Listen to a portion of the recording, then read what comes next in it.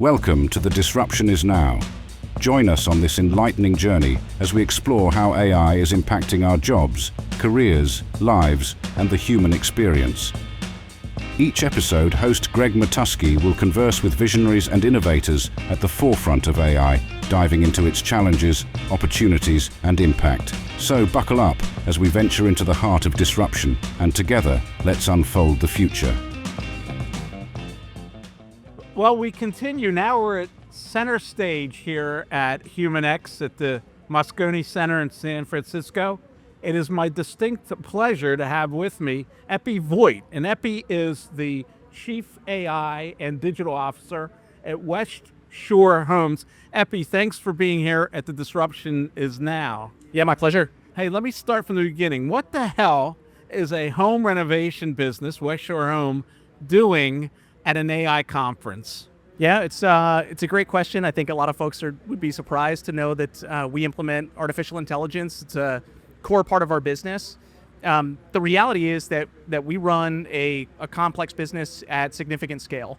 So we're a home remodeler who specializes in 4 categories of product. So we do shower and bath replacement, windows, doors, and full home flooring. That's it.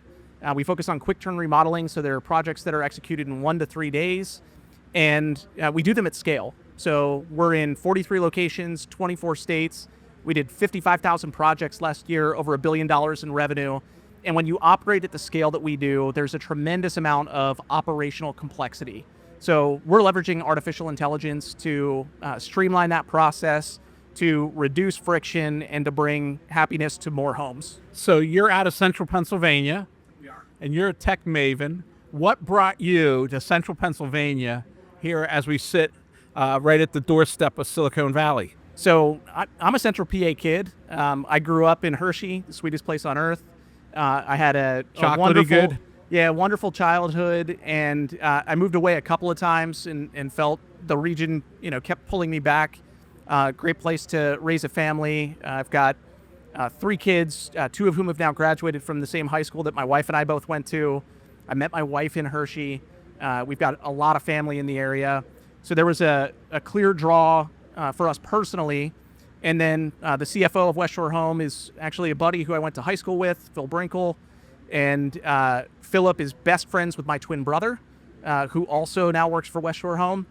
And I got to hear lots of stories about the growth of the company, and to be able to come back home and to join a company that's implementing technology to transform their business and industry was a really compelling draw for me. And it is an amazing story, and one that I think the world wants to know more about, how quote unquote lunchbox businesses or blue collar businesses can use AI to transform themselves. Although West Shore Home's story is very unique in that the eye on the prize was always to grow and to grow big. Talk a little bit about that and how data was always an important part of the firm. So when the AI revolution hit, it was a natural to automate it. Yeah, it was an easy transition for me to come into the organization because our CEO, BJ Worzen, had a tremendous amount of foresight into how he built the organization. So I don't think he built it with an eye to artificial intelligence coming along, but he was very concerned about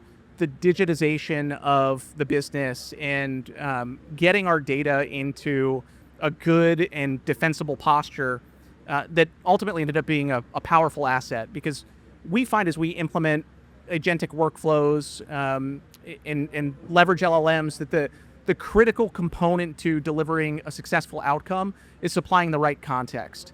So the fact that we have an incredible wealth of data, that the business has grown both organically and through acquisition, but in every single step of that process, there's been a consolidation to a single core system of record, that the data is uniform across all of our branches, every single project that we execute. And I always found that to be a critical part of the story. Yeah. Is that it was always with an eye to centralize that data and to take disparate data sources and to harmonize them. And that's part of the magic, right? And the other part of the magic is that you control the whole process, is that they're employees, not contractors. You don't Correct. sub out jobs like many large home renovation businesses. So Tell me a little bit about how that control allows a more optimized AI process. Yeah, it's critical for us to control that last mile. So one of the AI initiatives that we rolled out is SAPOS, which is scheduling at the point of sale. So the moment that we send a design consultant out to the home, they meet with the customer and make a determination of the project that they want to execute. They sign and say, all right, let's go ahead. Our design consultant can turn the iPad to the customer and say, great, pick the date that you want to do the install. Well, that's only possible because we have W-2 installers. So we know we've got the intersect of permitting information, of the inventory information, of installer availability. The overlap of those in a Venn diagram is what allows us to be able to complete the scheduling initiative. And from the customer's point of view, that provides a centralized convenience that just is unmatched. They can schedule on site at that moment when it's going to be installed, and it's all because of what's going on in the back end that's invisible to the customer. Yeah. And it's a huge differentiator versus the typical home remodeling experience. So I've gone through some bad home remodeling experiences myself where you've got extreme delays in the project, cost overrun, et cetera. Our commitment is to bring happiness to every home. We want to have happy homeowners, and we do that by solving that problem, right? Like having certainty sooner in the process, that you always know every single step of the project, what's next, when it's happening, we're able to schedule it. And that certainty makes a big difference in the happiness of the homeowner. And it's interesting because we are going to the Philadelphia Giants game tonight, baseball. And baseball kind of put a framework around one of the initiatives you were telling me about. And this is interesting to me because when you talk about AI, you look at every level of the business and how to optimize it using automation. So talk a little bit about your latest rollout in as far as logistics, sales logistics, and the kind of results you're pushing for. Yeah, this is one that we're really excited about. It's just rolling out in pilot. And we borrowed liberally from baseball. So there's a concept in baseball about wins above replacement. So understanding the value that a specific player brings above the average. And we borrowed that concept to evaluate our sales rep performance. So instead of looking at raw conversion metrics or a net sales per lead issued, which historically had been the measures of rep performance, we built a machine learning algorithm that understands the nuances of each appointment and forecasts an expected net sales value for that appointment. So we know that some appointments are much more likely to convert. And if that's attributes of the homeowner or the lead source or the delay from time of scheduling to the time of the appointment, et cetera, there are many factors that have an impact on the performance of that are outside of the rep's control. And what we want to know is, how do you as a rep perform against the appointments that you're handed relative to what the expectation would be?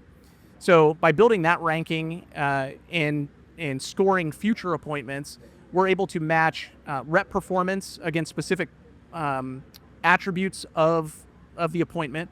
So, hey, you're a killer on 2 p.m. shower and bath appointments, but you really struggle with 10 a.m. window and door.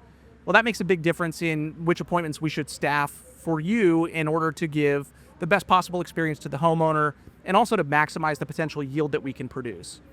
So what's important is we balance that. We can't just be greedy and exclusively implement a yield-focused approach.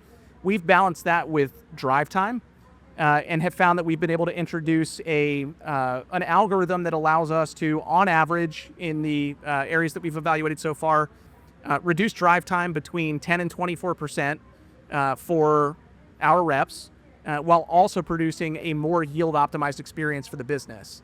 So we think it's a big win-win, and we're excited to roll it out more broadly. And let me go deeper there, because we talked about a couple of things now with regard to how you deployed it. One was centralizing the data and harmonizing it, right? And the next step was actually creating the tools that allow that. Talk about deploying it over a highly decentralized organization.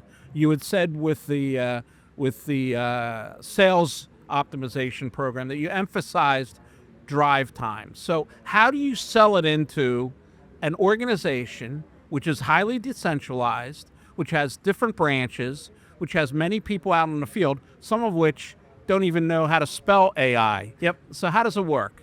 So from the rep perspective, there's not a whole lot of selling that we have to do. They're used to getting an assignment of what they're going to run for the day. The biggest challenge that we perceived going into this was at the sales manager level, because it's been their responsibility to set the board, and they've done the best they can to try to produce a good experience, one where they're aligning their reps to jobs that they think they have the greatest likelihood of being able to sell, and also minimizing drive time. So their goal was the same as ours. The challenge is that they don't have nearly the availability of information that we have, and their ability to maintain all of the appointments, like the potentially available appointments and the rep skills in context at the same time, is reduced relative to what we can do leveraging technology. So communicating to them that, hey, we're just trying to do the same thing, like we're after the same goal, and here's proof that we can do it. So being able to showcase a reduction in drive time has allowed us to get more buy-in from the sales management level. And the yield optimization piece still remains TBD. We're going to have to see how that rolls out. We've got a randomized subset that serves as a control for us to evaluate performance, and we're not going to roll it out to all branches at once, so that we can see if there's a time series delineation between branches that have the algorithmic staffing versus those that continue to staff the traditional way. So it really is what's in it for them with regard to optimizing their income, obviously, but also just improving their quality of life. Absolutely. We never, ever approach artificial intelligence through a cost savings lens. Like, that's not the reason that we should specifically undertake a project. It's not to reduce headcount. All of our initiatives are mission driven. So how do we bring happiness to more homes, and how do we improve the lives of the employees who are doing work for the company? So tell me about, you said you've grown both organically and through acquisitions. Sure. What does this bring to an acquisition target when you're looking out at what to buy and you can give them this platform? I would imagine that many of the firms that you buy do not have the same rails that you have and aren't prepared to invest or learn at that point. I would imagine that many of them are baby boomers who are looking to retire. So has that been a benefit to you with as much as mergers and acquisitions in finding quality targets? I think in the so the historical acquisitions that we've done, I think were before we implemented some of the artificial intelligence initiatives, but we had still implemented a lot of the digitization technology. So the notion that we were going to take a company and move them over to a standardized system that's more performant, that they know that their people are going to have a good experience transitioning into West Shore Home. So their sales reps are going to have less confusion and chaos and less paperwork to do and all of those sorts of things. So I think the human side for the owners of those businesses, they still care about their teams, who they're going to leave behind once they sell. On the artificial intelligence implementation side, I think there may be some cases where we have some folks who are less interested in exclusively securing a cash payout, and instead might have an interest in rolling some of their equity into the business on a go forward. Our appetite for doing that, I think, will vary, and that's our CFO's world to make those determinations. But I think there's a really compelling story that we can tell where AI enables a trajectory for the business on a go forward that wouldn't have existed otherwise. That means rolling some capital could be massively advantageous for those folks. So West Shore Homes is actually a tech company masquerading as home repair. Where does the growth come after this? You're over $1 billion in revenue. How do you see the next phase? Is it more services? Is it to become more of a marketplace of home services? You have this incredible AI infrastructure. Now, how do you leverage that, Eppie? Yeah, all of the above. So we have a lot of optionality for how the business grows. It's one of the things I found immensely attractive when I decided to join was that we can grow organically. So same store growth through improved performance. And we're pulling those levers right now, right? AI implementation on our marketing funnel means that we get improved yield. We can grow in the same stores with the same products. We can also introduce new service lines. So there are plenty of things that fit the model that we implement right now, or we could be in and out in 1 to 3 days and leave a happy homeowner. So we can certainly add those on. And we've done that. So expanding from wet space only to full bath remodeling, and then also the introduction of full home flooring are 2 places where we added services. We can organically grow into new territories, which we've done. So we just launched 3 new greenfields in Boston, Nashville, and Huntsville. And those over are the from course of last year. scratch. Those were from scratch. What's that process like? It's been a little bit different in Boston than I would say for Huntsville and Nashville. Those were Huntsville and Nashville were long-term planned. Boston, I think, was a little bit opportunistic in response to a market event. So there was a company that had an established significant presence in New England that went out of business and left a hole. And we saw that as an opportunity to accelerate our rollout into Boston. But we're very performant on our rollout of greenfields. The economics are incredibly attractive. I think most business-minded folks would look at our performance on greenfields and say you should only do that. Like, why would you bother to acquire another company? But greenfielding has a challenge in thinning the bench a little bit in the business in terms of leadership talent. So we need to staff up a new general manager, a sales manager, install manager, warehouse manager. And if we're pulling that talent from elsewhere in the organization, you end up just with a drain from being stretched thin. So acquisition gives us the ability to get an immediate foothold in a market, and also to inherit the talent that exists in that core organization. So I think there's a place for both of those strategies in our growth So a lot forward. of people, we talked a lot about the operational side, how AI's helped you control and optimize that. We haven't spoken about the marketing side. I think it would shock most people of your advertising spend and how it's managed. What role does AI play in that? So the vast majority of the money that we spend in marketing now goes to performance marketing channels. And those are platforms where we need to send signal back to the platform of which volume they send us that is highly performant.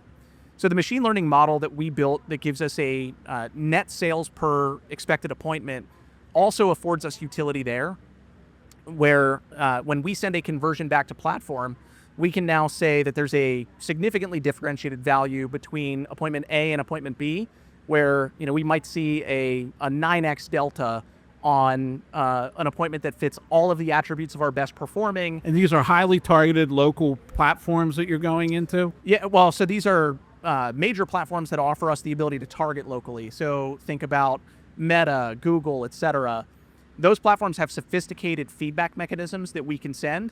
And by having a predictor of appointment performance in advance of running that, we can feed that data there, where we still have a high degree of signal, but we don't necessarily have to go all the way through to the net sale event. So there may be a delay on there that's not entirely advantageous to driving performance. So the machine learning component gives us the ability to, I believe, usher in another level of performance optimization on our digital marketing spend. So let's go a little broader. Let's get off West Shore Homes for a little and just talk about yourself and your journey. You returned to Central Pennsylvania. Before that, you were in technology. Give us a little detail on the Eppie Vojt story and what you learned from that and what you're seeing now in the emergence of AI and how rapid the growth has been. Yeah, so I might be the luckiest man alive. I've had a blessed career, so the universe has saw fit to favor me and put me in positions where I've had the chance to grow and to learn from some really incredible people and incredible companies. So about 14 years ago, I would say the trajectory of my career changed meaningfully when I went to Red Ventures, based in Charlotte, North Carolina, probably one of the premier customer acquisition firms in the history of humanity. So really great outfit, tremendous leadership. I learned so many principles there that influenced my performance. And I came in to lead marketing for a single channel, for a single vertical. So I was the SEO guy for insurance at Red Ventures when I started. And by the end of 6 years, I was, one of like 6 people on a private jet flying back from New York to Charlotte, debating if we should spend $1.4 billion to take Bankrate private. And, I can remember day one walking into Red Ventures, and never in my wildest dreams did I imagine that was going to be the trajectory that I had. I left Red Ventures and I spent 6 years at a tremendous company called Storable, based in Austin, Texas, in the self-storage industry. We built the software that powers more than 50% of the nation's self-storage industries. So it was a software as a service platform. And I was in various C-suite roles there. I call myself a C-suite Swiss Army knife. So I ran their marketplace business for a couple of years. And then I also ran product across the organization and artificial intelligence. And in that business, we were able to achieve a $2 billion exit, selling the company to EQT Partners. So those are 2 stops where I was able to help accelerate business value to multi-billion-dollar outcomes, and then joining West Shore Home that had already achieved that. And that now same here we outcome. are at HumanX. Yeah. At the show. Anything surprise you or come at you in a different angle you didn't expect? I think, so the reality in our industry is it feels like there's surprises every day. So there's so many amazing things that are happening, advances in technology. The welcome session, I was surprised. I actually took a screenshot of it, and I'm going to cheat and take a look at my phone, because there were some statistics that were shared that were resonant for me and for the speaking session that I did later, that I thought were really interesting and just shocking. So 95% of AI pilots fail to reach production was a mind-blowing number to me. And that's the, say that again. 95% of AI pilots fail to reach production. That's the Boston Consulting Group study, I believe. Okay. 84% of companies haven't redesigned a single workflow. It's crazy. And 56% of CEOs surveyed in this study said that they were getting nothing from their AI investments. So the shocking thing to me is how meaningful artificial intelligence is in transforming the performance of our business, and how obvious it feels, the use cases that we implement, the ability to move things into production. It's shocking to me. Let's pull that apart. I think the 95% statistic, I think a lot of that is due because to the fact that there's a disconnect between the C-suite and the field. And it's a mandate almost. The board will say to the C-suite, what's our AI strategy? The C-suite says to the line managers, what's our AI strategy?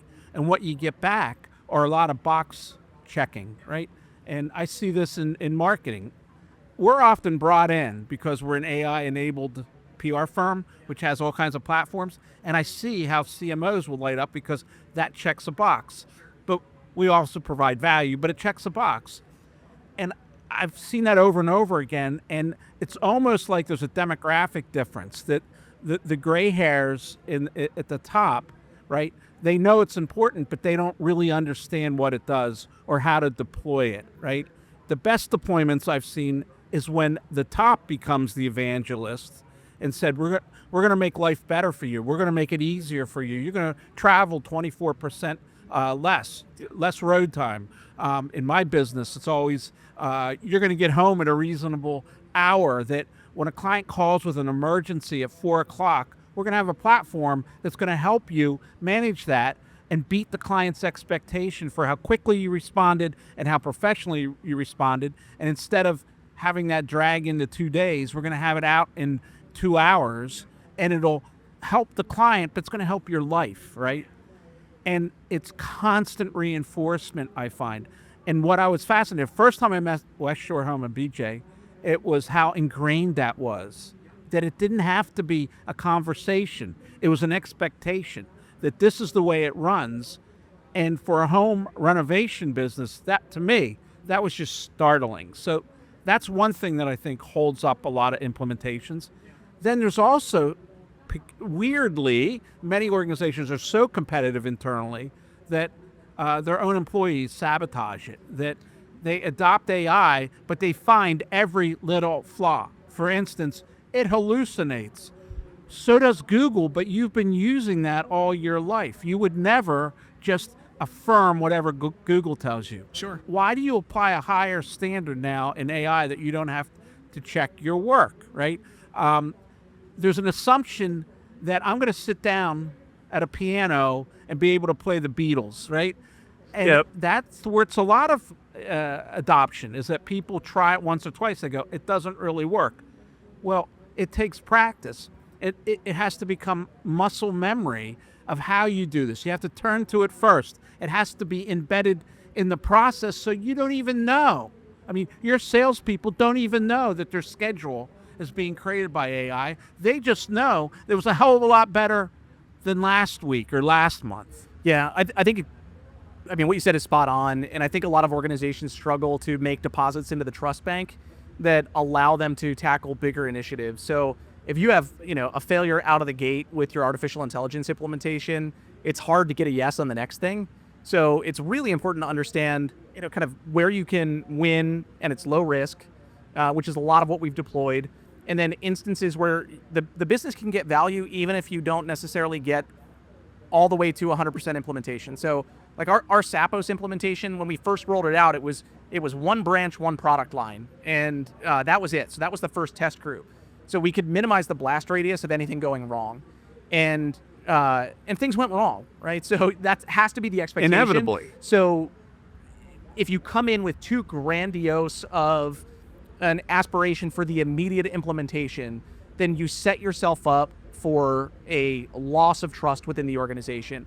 Instead, if you can constrain that blast radius and you can have an experience where you learn from the production implementation and make the adjustments that you need to so that you can implement at scale and have it perform well, then you gain trust within the organization. And I think, if folks feel under the gun to get something deployed, or they think a less than 100% implementation is going to reflect poorly on them, you can have folks who will rush to an implementation that almost guarantees the loss of trust instead of accelerating it. Now, I have a question for you just on your perception with regard to West Shore Home. Is it still, do you consider yourselves a challenger brand? I mean, there's big names now. There's Jacuzzi doing similar kind of one-day installs, your bread and butter. Do you see yourself as a dominant brand or a challenger brand? Oof, that's a great question. I think we're always going to harness an underdog mindset in how we operate, and I think viewing yourself as the dominant or champion brand can be a little bit risky. But we also recognize that we have achieved very good scale and we have differentiated performance versus other folks. I mean, we've seen large players indicating that March was a challenging month and attributing that to the industry as a whole. And we just put up a monster March. So record performance across pretty much, every measure in the business. And I really say that because I think it does tie into the acceptance of AI. I think large monolithic companies are going to have that 95% failure rate. It's because large companies are going to have a really difficult time. They have so many sunk costs in the legacy systems. Yet West Shore Home has seemed to have sidestepped that issue. And I don't know if that's flexibility. I don't know if that's architecting from the beginning, or I don't know if that's just will always be a challenger brand. We came from nowhere. You started with, BJ started a retail storefront in a small town in the middle of nowhere, which you wouldn't think would be able to rise to the national level, and yet it's done it. So, if you listen to all the AI elite, they say the world belongs to the challengers, that it belongs to the innovators, that there's going to be companies with 30 people that do $1 billion in sales. Sure. So that's why I go there, how you view yourself, and if that didn't really have an important role in the success of your AI and your revenue. Yeah, a core principle of the business is that we get better every day, and that's not going to change. There's no resting on our laurels. We're default aggressive. We get better every day. Those are core to who we are, and I think it's hard to surrender the challenger mindset when you continue to hire people who match that mentality. I think we're forever going to feel like we're challenging, even if we've achieved a dominant position. Well, now I'm going to challenge you because I did have planned a little bit of a lightning round to get All your right. opinion on a lot of what I hear when I'm out in the world about AI. Yes, sir. Let's do it. It's interesting. You're in an industry which you think would be a laggard in AI, and I'm in an industry that, in public relations, it's a laggard. You'd think it'd be a leader, but it's not, because my compatriots are very concerned about their role as experts, Sure. about the impact of what this will mean in their revenue streams, traditional business models, and I've never seen it that way. I've always seen it as a way to better serve the client. As long as you're serving the client in a meaningful way, you will always have a role in this. I think you may not have all the tedium, and in our business there's a lot of tedium which will be taken care of AI, but with the real heart of it, the relationships and the drive to do well for the client, I think will win out. So this is what I often hear, and you can respond to them. AI, are you an optimist or a skeptic? What's your take? Forever an optimist. Yeah. Seeing the pace of change is crazy, and how it's transformed our business already. I don't know how I couldn't be an optimist. And particularly, you're a case study in employment. Everyone says that AI will take jobs away, and yet you've gone from one employee to how many now? Oh, my team, we've got 6 folks who are AI automation specialists or engineers, and then we've got 2 folks in our data science groups. That's 8 additional. But the reality for us, too, is that growth, so if we're able to make our marketing funnel more efficient, we get more jobs. Well, we need to hire more design consultants in order to fulfill those. We need to hire more installers. So for us, artificial intelligence ends up being a job creator. So stay with me here. One word: AI in 2030. Where do you see that it's going, and what impact it's going to have, not just on business but culture, education? You have 2 young sons, I guess. So I got 3. 3. One's a daughter, and maybe not so young anymore. But the one word in 2030 would be pervasive. There's no doubt that artificial intelligence will, over the course of the next 4 or 5 years, infuse, every meaningful portion of our lives. What do you tell your children? What should they be studying? How should they think about it? So honestly, I struggle with that a little bit, in that I felt like I was prepared for parenting my kids into adulthood, and then all the rules changed. I think in general, the notion of trying to be excellent at everything you do, be a curious person, be well-rounded, that should afford you a lot of flexibility as you advance. But specific career paths, it's definitely harder to say, you could dial into this job function that was known to be, a way to achieve a great life for yourself. Well, I think you bring up 2 good points there. One is curiosity. I think if you're a naturally curious person, you will master these skills, because it is incredibly addictive to learn more about how intelligence responds when you're interacting with it, I think. The second, I think, point you made is flexibility. That we're all going to have career shifts in the future, because the job market's going to be much more fluid, and we better be prepared that we could be an accountant tomorrow and you could be a dog groomer the next day, and maybe you'll do even better. Who knows? Yeah. I think I tell my kids, most important, instead of always aspiring for expertise, learn how to learn, because knowledge, human intelligence, is becoming cheaper by 100x. And so what you need to do in that condition is just be able to learn new things quickly, along with the tools that are presented to you. And that might take the form of a blue-collar position, such as a welder or a bathroom installer, or it may take the form of somebody who can master the machine and point it and know what the outcome that you want, and then how to inform the machine to get there, like West Shore Home has done with Yeah. regard to optimizing your program. So, I agree. I think it's, there's never been a time in life where it's easier to learn something new than right now. And tomorrow it'll be even easier. Right? So there's constant advancements that afford you the ability to learn anything. There's no excuse.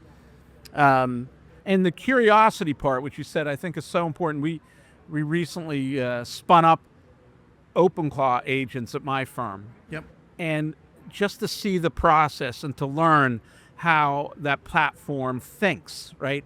And how it's layered, and how it'll take on the soul of a client if you inform it, and how it will rationalize and think in parallel is a whole new process for most of us.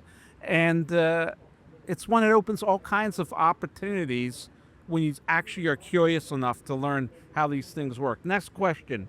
Most overhyped AI trend. Oh, Well, I'll give you mine. You ready? yeah. AI music. Like, I just think people will always want a human face in back of music. That's my opinion.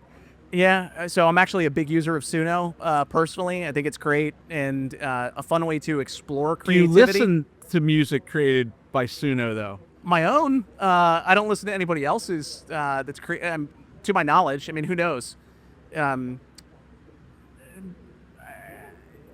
mean, I'm with you. I think that there are undoubtedly some capabilities where it's hard to call them overhyped, but maybe voice AI right now is one that's gotten a lot of hype that I'm a believer in long term, but I think that there's still a lingering perception that the experience that anytime I get something that is a non-human interaction over a phone, like people are scarred from years of terrible IVR Absolutely. experiences. And I think they have just sort of this innate reaction to it that impedes its ability to perform, even if it's really good. All right. So how about underhyped AI? Ooh. I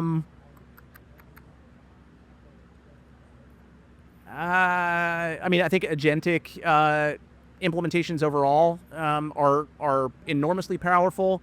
I still think you need to put the right guardrails in place and to have human in the loop capability. And certainly, like, agentic is hyped like crazy. But I would still say underhyped in terms of the impact that it can have in the business, so long as you're able to balance, like, affording access to deterministic tools ends up being really, really powerful. Yeah, I'm with you on that. I think it's underhyped how much is going to transform the workflow and work product in the future. And I think what's one of the things that's really underhyped is how much CEOs aren't yet really putting down the law. Yeah. That, and you come from a world where it's accepted, so I think you have a different perspective. But from my world, I see a lot of companies saying, use it as an assistant or use it as when you need it, instead of first go to AI.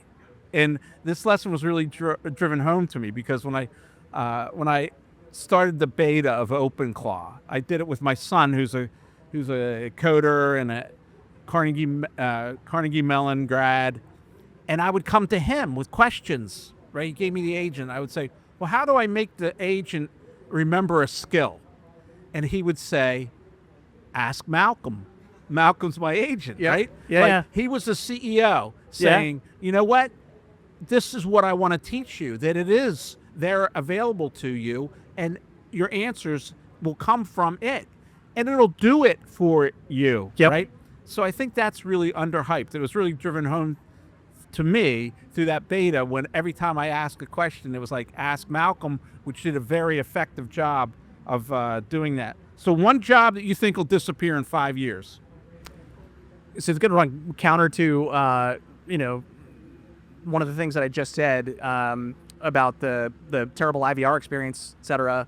But I think at least, tier one voice support, I think it's going to go away. I think it's exclusively escalations beyond what an AI agent is affording initially. So, I'm going to go with many functions of lawyers. okay. There'll be some lawyers who will always have a job. If you do high-end litigation, you have to understand how to project that and tell that story. That's going to be around for a long time. But hey, if you do mergers and acquisitions and you do the data room and all that goes into it and the forms, and you're the one that has to make sure that there's key man insurance and to check that, I think I think AI can do it better, more effectively, and never lose a document and never forget anything. So those are the kinds of things that I think are very exposed. Yeah, paralegal. Paralegal, anything that's form or paperwork driven in regard. If you're the person that checks commercial real estate leases, I'd be very concerned about my job. If you're a plaintiff's attorney, maybe not. Yeah. There's a whole emotional component to that. A job that becomes more valuable. Anything in the services. So my oldest son's an electrician. He decided to go down that path. I think that becomes increasingly valuable. Yeah, we're going to need a lot of electricians for these data centers. That's for sure. Yeah. Yeah, I would go with salon owners. I just think no matter what they do with human robots, women have such an intrinsic interest in their own projection, their own beauty, that they want that experience. It's just not about getting their hair done or getting it colored. It's also about having some time to themselves. So Sure. I think that's protected. First thing you'd automate in any business. Anything that has audit in the process. So, if you're running quality control audits or, we have upcoming install appointment audits, those types of things. Those are absolutely low-hanging fruit for automation. All right, last question. So there could still be many throttles on AI development, and power is one of them. Are we going to have enough power to power these chips and these data centers? That's one, right? We could also run out of data. These machines are incredibly data hungry, and we could run out of any new data. So if AI development stopped tomorrow, right, how much would it affect West Shore Home? So I think you could still do a lot just optimizing the orchestration of the level of artificial intelligence that we have right now. So if this is the best AI ever gets, I think our business still has so much opportunity to implement this capability. I'm encouraged that that's not going to happen. So, I mean, even today, Mythos was, announced by Anthropic, and some of the incredible capabilities that it has. The delay in releasing it because it's so performant at identifying, software engineering flaws that it could be a security risk. I suspect that today is not the day that we reach that plateau. And I agree with you. I think even if it was something happened and no more development took place, I think we'd have 10 years of optimization just in getting the algorithms to be more elegant and be more efficient. Yeah. Right there is something that would take us a long time. And then you have it's not going to happen, and all the development on what's to come. So, Eppie, it's been a great conversation. My pleasure. Who would have thought, right? Indeed, yeah. Who would have thought that, I guess our offices are about 100 miles away from each other, that our paths would cross, and I'd be talking to somebody as a PR person who came from technology and now works in home renovation. Yep. And that's the cool part about AI. It just seems as if there's so many nexuses. I sit down with PhDs in computational linguistics, and they have many of the same questions that we reviewed here today. Yeah. Is it going to take our jobs? Is this good? Is this bad? Will this cure cancer, or will this solve everything we need to know about physics? So West Shore Home has certainly figured a lot of those out, thanks to you. And I want to thank you for being here. We very much appreciate it. Thank you, sir. Grateful for the opportunity. This podcast is a production of Gregory. If you enjoyed our discussion today and want to continue exploring the transformative power of AI, please check out more episodes and subscribe wherever you listen to podcasts.